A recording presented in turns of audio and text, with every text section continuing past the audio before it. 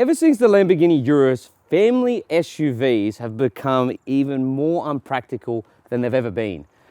When they were first ever introduced, sports family SUVs used to be the perfect balance between sportiness and family practicality. But these days, we're reducing boot size, seats even. There's some of them are even 4-seaters. However, has the SQ7 redefined sports SUVs for families looking for something sporty, but very practical for the family? Well, my name's Salvatore, and this is the Motor Marvel. And in this review, we're gonna just find out just that.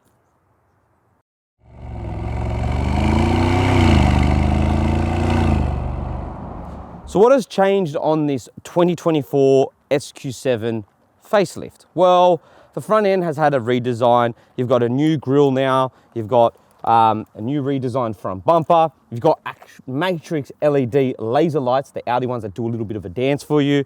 And the whole car pretty much looks identical to the previous generation with a little bit of cues here and there that have just changed just to give it a bit more of a modern look. And look, honestly, I think it looks really good.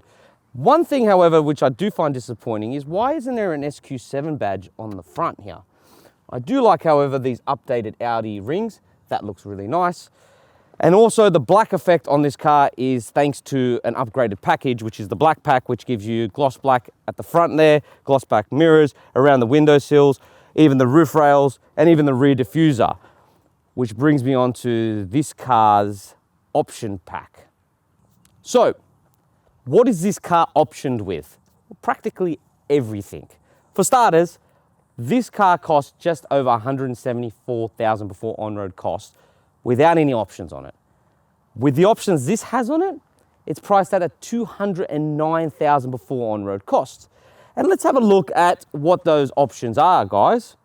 So, for starters, it comes with the dynamic package, which comes in at $10,900, which is the active roll stabilization and the Quattro Sports differential, which honestly, you'll see later on, makes a totally different driving experience for this colossal SUV.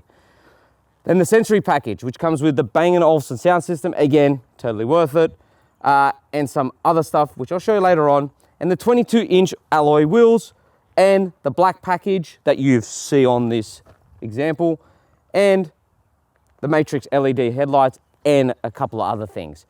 Do I think it's totally worth it? Yes, because it makes this SUV look very menacing, but very subtle at the same time, and it just cruises under the radar, rather than go, look at me and how much money is in my bank account. And for that, I really do appreciate the options that have been put on this car. Speaking of which, it does have rear wheel steering, which does improve this car's maneuverability in tight spaces, let's say compared to an M2. Let's check that out. So here's a quick comparison between a sports car and the SQ7 in terms of turning circle. So let's do this. So, heading over to my marker, need to take a 3-point turn, and I'm turning full lock the M2. Right. Now, let's get into the SQ7 and see what rear wheel steering does for a big SUV. So rear wheel steering doesn't just help with high speed stability, it also helps reduce your turning circle significantly, as you can see. So we're approaching our point, and now we're gonna turn in the same direction, full lock, as the M2 did, and we literally have beaten the M2 with a car that is significantly larger. That is insane. Like, that is just astonishing. And later on the video, you'll see how this helps this car perform better around corners and makes it feel a lot more sportier and make it feel like something like its younger sibling, the RS3. So, the rear end. As I was saying, this car is very under the radar. It's not in your face, and the rear is exactly the same. It's nice, it's subtle, but it's still sporty and has elements that makes it look aggressive. For starters, it has real quad tailpipes for once on an Audi. They're not fake, and I'm not going to put my fingers in those because they're hot because we just drove them. You got this gloss black rear diffuser because it's got the gloss black package, and also a tow ball hook down the bottom here to put a tow ball on because that's an optional extra as well. Talking about that, this car does come with a 3.5 ton towing capacity, which is insane, meaning you can take your friend's jet skis out for the weekend.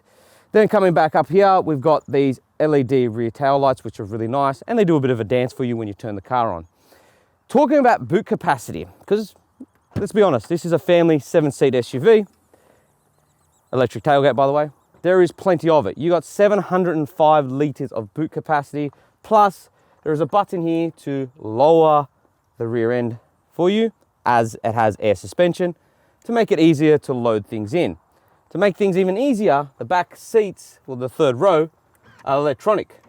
So you press buttons and they just rise out of the floor, which is really nice and makes it very convenient. When they're up, however, your boot capacity does shrink a bit, but it's still not the worst thing in the world. And honestly, I think it's a very, very neat package and it's been done really, really well, especially with everything being electronic. So, if you're not familiar, the original SQ7 came with a V8 diesel motor, V8 turbo diesel motor for that matter. This and this previous facelift version of this comes with a glorious 4-litre twin turbo V8 that has been proven and tested in previous Audi cars to be phenomenal. So this colossal V8 makes 373 kilowatts and 770 newton meters of torque, sending all that power through a quattro all-wheel drive system with an 8-speed automatic transmission, which makes this 2.5 ton SUV accelerate from 0 to 100 in 4.1 seconds, which is insane. One unfortunate thing is, we all know this, Audis have one Achilles heel when it comes to a glorious V8 like this, and that is a soft limiter, as you can see with what I've got next for you. All right guys, here's a comparison between an M2 and an SQ7 when it comes to a soft limiter. Let's check it out. First of all, I'm going to jump into the SQ7. I'm going to give it a little bit. Hitting the soft limiter. Have enough.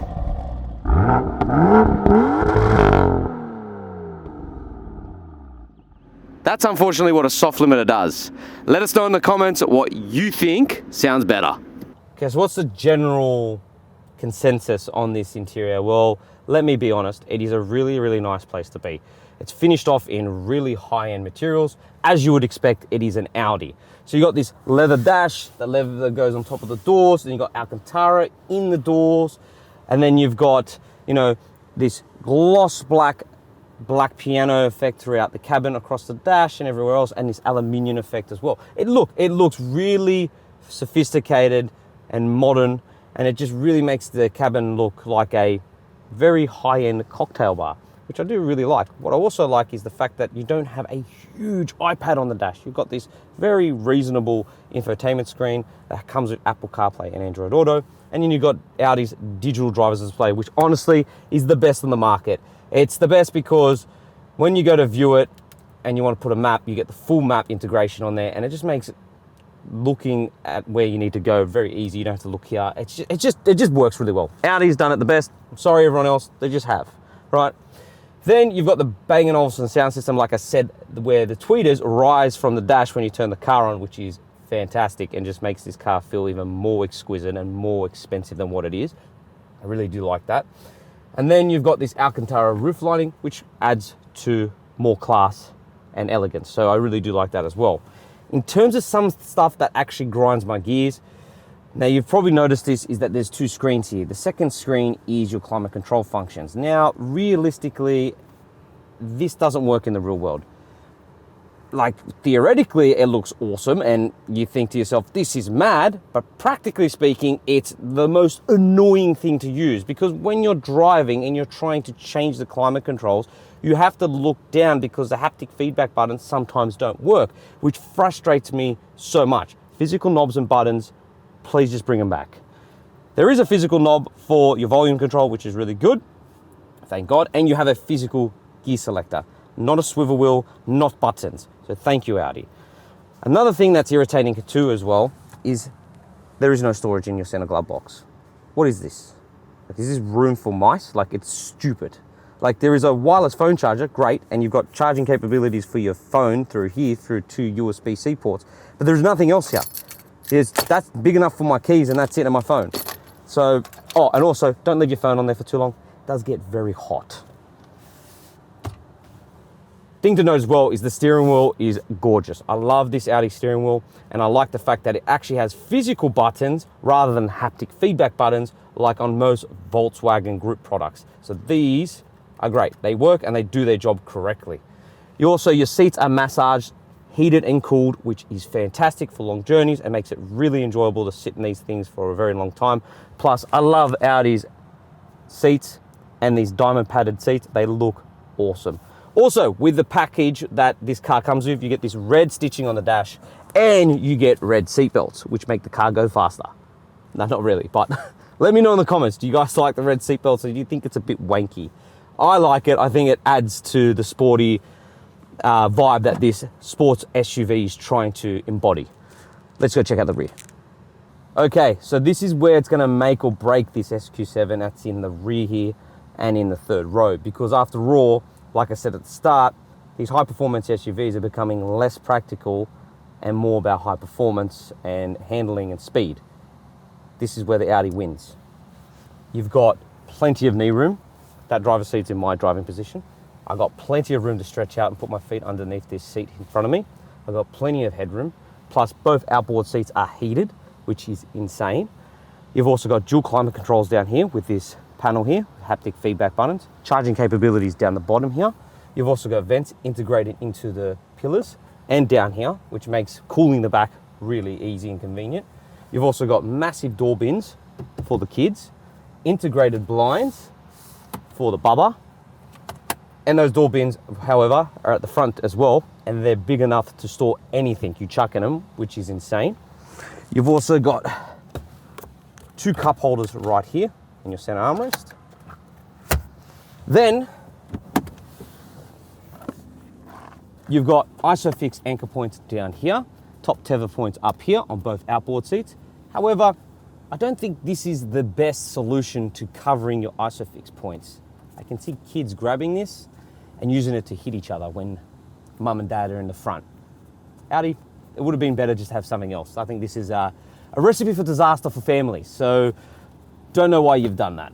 Nonetheless, the back is incredibly spacious, really comfortable, and I can see this being a very, very good family SUV for long journeys due to all the comfort features in the back here. Other than that, let's jump into that third row and see if I can fit, because most of the time adults can't fit in the back there. All right, moment of truth, do I fit into the rear? First of all, this second row does move forward and back and does recline, and in this scenario, I have moved it forward because I'm gonna show you, I won't fit. And I don't like this, how you close and get into the back. It's the mechanism, it should just be on one handle. Anyways, not gonna digress. And I'm in. Yeah, okay, so for adults, no. For kids, yes. If I'm a kid, back here's pretty cool. It's really nice. You've got plenty of headroom as a child and there's plenty of room to move about. But as an adult, you're very cramped back here, and I would not suggest long journeys as an adult. So what's it like to drive the SQ7? Well, for starters, that rear wheel steering makes it easy to drive this day to day, because maneuvering it in tight spaces makes it a breeze, and on the open road at high speeds, it helps with high speed stability, which is incredible. And then there's this moonroof. It allows for immense amount of light to come through the cabin, making it really nice and lightens up everything and making it not so dark, because you got to remember everything in here is black. So if that wasn't there, you wouldn't see much in here and it'd be a very, very dark and gloomy place. So that does lighten up the cabin, which is really nice. Also, another neat feature is that this SQ7 comes with perfume built into the air conditioning. And I'm not kidding. By a simple press here and here, I can go into perfume and I can suggest to the car whether I want winter or summer perfume. And at the intensity it comes through the aircon, subtle, low, medium or high. That I do not expect on a car like this. Expect that on something 500 plus, like a Bentley or a Rolls. That is a really nice feature and I really do like that. It is an optional extra and we understand that, but that is really, really nice. In terms of safety feature, guys, you have every safety feature you can expect. I'm not gonna go in depth about it because if you wanna read it, just go to my full written review and you can see all the safety features, but I'll rattle some off so you understand. It comes with radar cruise control, lane keeping assist, lane departure warning, and so on. It's got everything you would expect in a car priced over $200,000, and it's incredibly safe. In terms of its fuel economy, well, for one, it is a 4-litre twin-turbo V8. 2, if you're spending this much money, I don't think you really care about fuel. And 3, it's not what Audi has said. Audi says it does about 11.8 litres per 100 Ks. You're not going to get that. We are averaging 18 litres per 100 Ks. Again, what do you expect? It's a 4-litre V8 twin-turbo. It's not going to be the most economical SUV. Nonetheless, I love this thing and I love the way it drives. Let's give it some, and I can show you why I think this is the perfect blend between family practicality and sports SUV. More that it feels like an RS3, and you'll see why.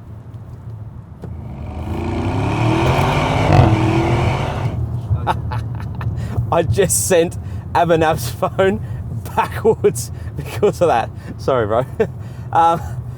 Guys, the way this thing moves, for how large it is, for how much it weighs, it defies the laws of physics. And I'm not kidding. It's just, it feels as nimble as an RS3. I cannot fault this car's handling and the way it puts a smile on your face. It's something that, a lot of cars can't do all the time, but especially an SUV, but this SUV does it and does it well. And I think it's got a lot to do with that rear wheel steering at high speeds. It adds stability. It makes you corner better. It makes it more sharper, more nimble. Plus it's got the sports rear differential and the active anti-roll bars, which help the car in corners not feel like you're gonna fall out of it. It's just insane. Like I really cannot fault this SUV in terms of being the best of both worlds. It's family friendly. It's extremely fun to drive. I'm falling in love with it. Like if you would ask me back in the day, what's your favorite Audi? I'd say an RS6. That was my favorite, right? Now it's the SQ7 and the RS6. And that's massive coming from me, from someone that really doesn't like Audis back in the day. And well, today even, I don't really consider them the most desirable out of the three, out of BMW, Mercedes, and Audi. I'm a Beamer fan, but I would take this over an X7 any day of the week. It just ticks so many boxes and does so many things so well. In terms of the drive modes, I'll just finish off on that. You've got dynamic, individual, auto, comfort, and efficiency, but I would never, ever drive this car inefficient. Let's do this. So what's my final verdict on the SQ7, this 2024 facelift? Well, it's actually won me over. For starters, I'm not the biggest fan of sports SUVs. I think they're pretty unpractical. When I think of a SUV, I think of something that can go off-road and run the kids to school and do everything. That's what I think, and that's what I envision. However, this SQ7 is the perfect blend of high-performance pedigree and also family friendliness. And for that, it's not the 7-seater you need right now, but it's the 7-seater you want. Trust me on that.